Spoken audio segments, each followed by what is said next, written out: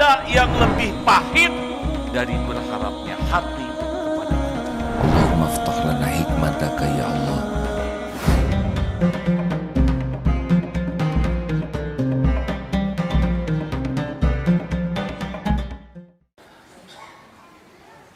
Ini sekedar pengalaman yang sudah pernah diceritakan. Suatu saat ada kuda namanya Al-Adiyat. Sudah dengarkan cerita ini? Kalau udah lebih rileks sebetulnya. Saya suka kepada kuda ini.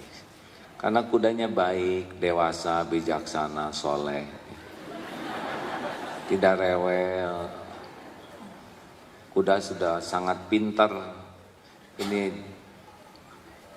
usianya sudah cukup, jadi sudah dewasa kuda ini. Kalau berlatih juga menyenangkan, bahkan kalau pergi jauh waktu itu ya suka video call. Nggak tahu kudanya ngerti atau tidak ya, tapi saya senang. Pulang ke pesantren tuh biasanya ke masjid tapi berubah jadi ke kuda dulu. Ke kuda baru ke ibu, baru ke pesantren. Hampir selalu begitu. Hati sudah tidak enak ini. Ini kenapa saya lebih mendahulukan kuda daripada ibu. Tapi udah lagi senang.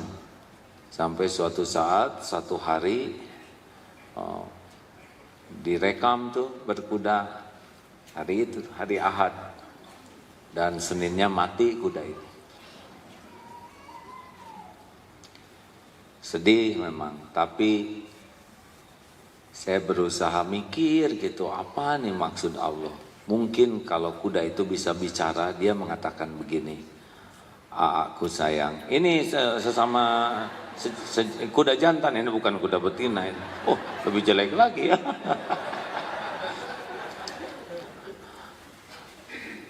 Saya tahu kehadiranku membahagiakan dirimu, tapi saya takut kehadiranku malah mengotori hatimu. Bisa ujub, takabur, ria, daripada aku hadir dan AA jadi berdosa lebih baik. Aku mohon izin pulang terlebih dahulu. Gitu. Tapi sudah mikir gitu, oh ya, saya ridho. Dan gitu saja.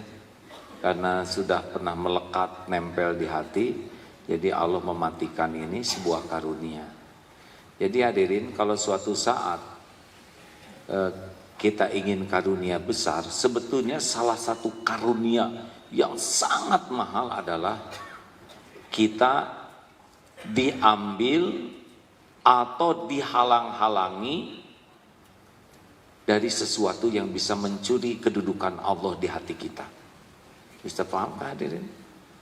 Misalkan punya kendaraan, suka sekali sampai ke masjid jadi telat karena kendaraan ini. Pokoknya ingat kendaraan, lebih banyak biaya untuk kendaraan daripada untuk sedekah. Sangat mudah bagi Allah untuk memindahkan dari garasi ke tempat orang lain, ya kan?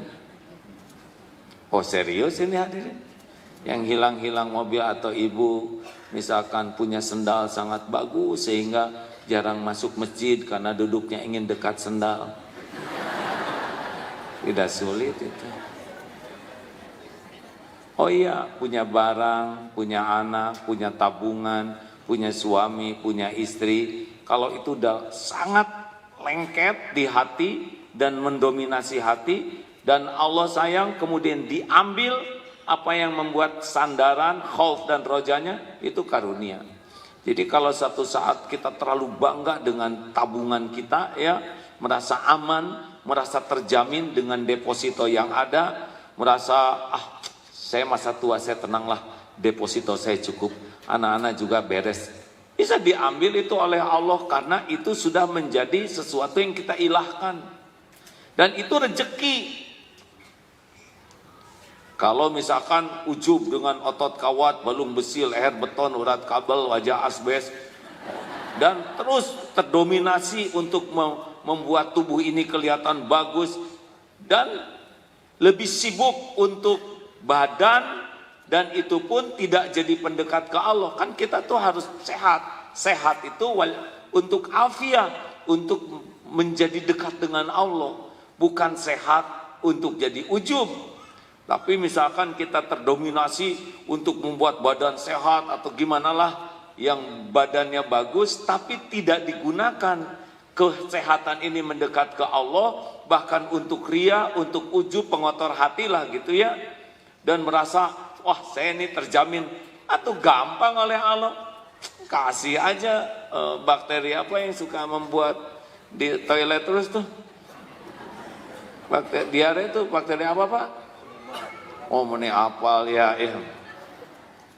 tinggal kirim nyamuk saja. Mbak Aedes aegypti betina kan, cos.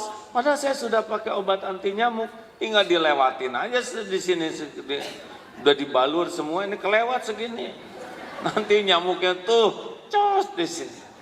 Tidak ada yang rumit bagi Allah, benar?